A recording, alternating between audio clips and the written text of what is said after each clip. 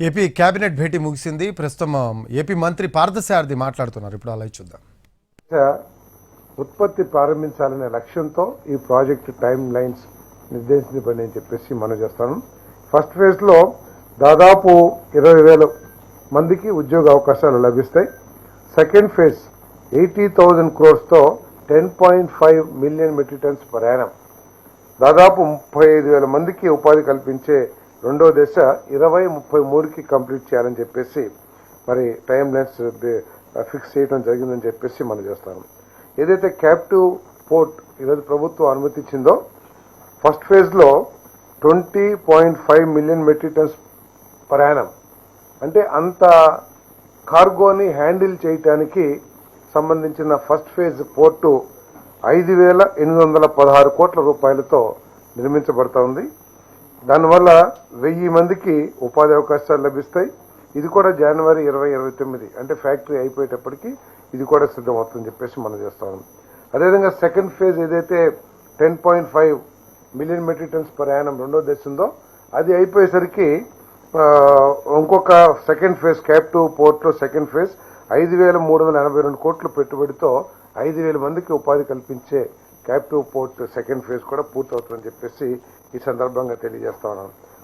మరి దీని మీద ముఖ్యమంత్రి గారు ఈ ప్రాజెక్టుకి ఎటువంటి అడ్డంకులు లేకోకుండా ఈ ప్రాజెక్టు అనుకున్న నిర్దేశిత సమయంలో పూర్తి కావటానికి అన్ని విధాలా కూడా చర్యలు తీసుకోవాలని చెప్పేసి మరి ఆదేశాలు ఇవ్వడం కూడా జరిగిందని చెప్పేసి మనం చేస్తున్నాం.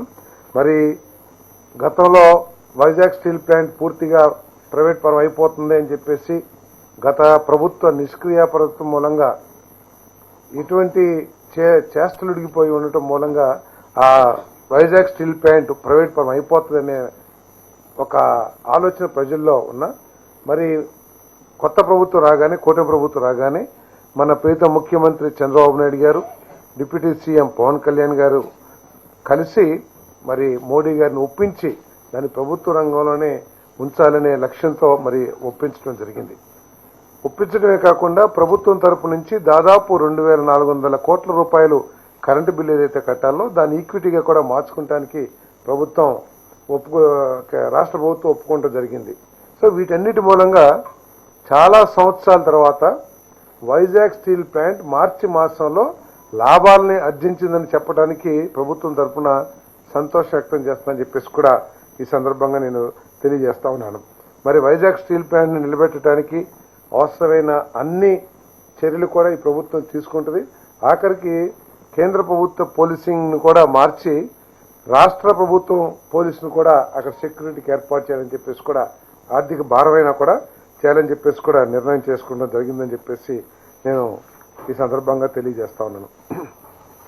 మరి ఈ క్యాప్టివ్ పవర్ ప్లాంట్తో పాటు మరి ఈ మన కోస్ట్ లైన్ మనకి చాలా ఎక్కువగా దాదాపు 900-950 కిలోమీటర్ కోస్ట్ లైన్ మూలంగా ఈ కోస్ట్ లైన్ ని అభివృద్ధి మీద ఈ ప్రభుత్వం దృష్టి కేంద్రీకరించిందని చెప్పేసి కూడా ఈ సందర్భంగా తెలియజేస్తా ఉన్నాను.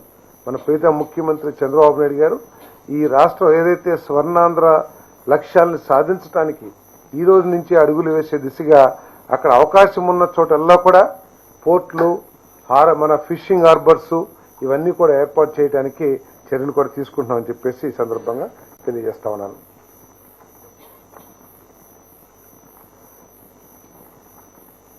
అదేవిధంగా 3 స్టార్ హోటల్స్ లో రాష్ట్రంలో బార్ లైసెన్స్ ఫీజు 66 లక్షలు గత ప్రభుత్వం నిర్ణయించిన విషయం అందరికీ తెలిసిందే. ప్రభుత్వం యొక్క ఆలోచన, మా ప్రీతం ముఖ్యమంత్రి గారి ఆలోచన ఏమిటంటే భవిష్యత్తులో ఈ రాష్ట్రంలో టూరిజంకి అపారమైన అవకాశాలు ఉన్నాయి. టూరిజం డెవలప్మెంట్ ద్వారా రాష్ట్ర ఆదాయమే కాకుండా ఉపాధి అవకాశాలు కూడా చాలా మెరుగ్గా ఉంటాయనే ఆలోచనతో ముఖ్యమంత్రి గారు దీని మీద ప్రత్యేకమైన దృష్టి పెట్టారని చెప్పేసి కూడా మనం చేస్తాను. దృష్టి పెట్టడమే కాకుండా రాష్ట్రంలో ఎక్కడెక్కడ ఈ టూరిజం డెవలప్మెంట్కి అవకాశాలు ఉన్నాయో, ఎందుకంటే 935 కిలోమీటర్లు 950 కిలోమీటర్లు కోస్ట్ లైన్ దాన్ని మనం ఎక్స్ప్లాయిట్ చేసి మన టూరిజం డెవలప్మెంట్కి మనం చర్యలు తీసుకోవాలని చెప్పేసి చెప్పడం జరిగింది. అదేవిధంగా ఈ రాష్ట్రంలో అనేక ప్రాంతాల్లో టెంపుల్ టూరిజం కూడా మనకి చాలా గొప్ప అవకాశం ఉంది. ఎందుకంటే బాలాజీ మన ఏడుకొండల వారి టెంపుల్ కానివ్వండి, కనకదుర్గమ్మ టెంపుల్ కానివ్వండి, శ్రీశైలం పెద్ద పెద్ద టెంపుల్స్ అన్నీ కూడా మన రాష్ట్రంలో పేరెన్నికగా ప్రజల్లో బాహుళ్యం పొందిన టెంపుల్స్ ఉన్నాయి. దాన్ని కూడా ఆసరా చేసుకుని టెంపుల్ టూరిజం కూడా డెవలప్ చేయాలి. సో ఈ టూరిజం డెవలప్మెంట్ కావాలంటే రూమ్స్ అవైలబిలిటీ కానివ్వండి, ఇంకా ఇన్ఫ్రాస్ట్రక్చర్ కానివ్వండి, వారు ఎవరైనా సరే టూరిజం టెంపుల్కి వచ్చినప్పుడు 1-2 రోజులు వాళ్ళు గడపడానికి అవకాశాలు ఉండే విధంగా మనం టూరిజం ఇన్ఫ్రాస్ట్రక్చర్ డెవలప్ చేయాలనే ఆలోచనతో ముఖ్యమంత్రి గారు చాలా స్పష్టమైన ఆదేశాలు సంబంధిత శాఖకి ఇవ్వటం జరిగిందని చెప్పేసి మనం చేస్తాను. దాంట్లో భాగంగానే 3 స్టార్ హోటల్స్ రూమ్స్ పెరగాల్సిన అవసరం ఉంది. సరిపోయినన్ని రూమ్స్ ఇప్పుడు లేవు. దాదాపు 50,000 రూమ్స్ని 5 సంవత్సరాల్లో నిర్మాణం చేయాలనే ఆలోచనతో మరి టూరిజం డిపార్ట్మెంట్ ఉన్న విషయాన్ని కూడా మీ దృష్టికి తీసుకొస్తా ఉన్నాను. మరి అదేవిధంగా ఈ టూరిజం డెవలప్మెంట్ కోసం చాలా మంది హోటల్స్ ఉన్నా 3 స్టార్ హోటల్స్లో ఉన్నా కూడా చాలా తక్కువ మంది ఈ బార్ లైసెన్సులు తీసుకున్నారు. ఎందుకంటే ఇది 66 లక్షలు ఉండటం మూలంగా లాభదాయకత కాదనే ఉద్దేశంతో వాళ్ళు తీసుకోలేదు. మరి 66 లక్షల నుంచి బార్ లైసెన్స్ ఫీజుని 25 లక్షలకి తగ్గిస్తూ ఈ నిర్ణయం తీసుకోవడం జరిగింది.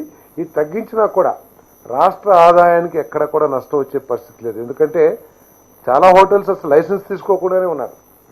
ఈరోజు తగ్గించినా కూడా దాని ద్వారా మద్యం వ్యాపారం జరగటం కానివ్వండి, టూరిజం కానివ్వండి, డైరెక్ట్ ఇండైరెక్ట్గా అనేక రకాలుగా రాష్ట్రానికి ఆదాయం చేకూరే అవకాశం ఉంది. కాబట్టి మరి దానికి ఈరోజు ఫీజును తగ్గిస్తూ మంత్రిమండలి ఆమోదం తెలిపిందని చెప్పేసి నేను మనవి చేస్తాను.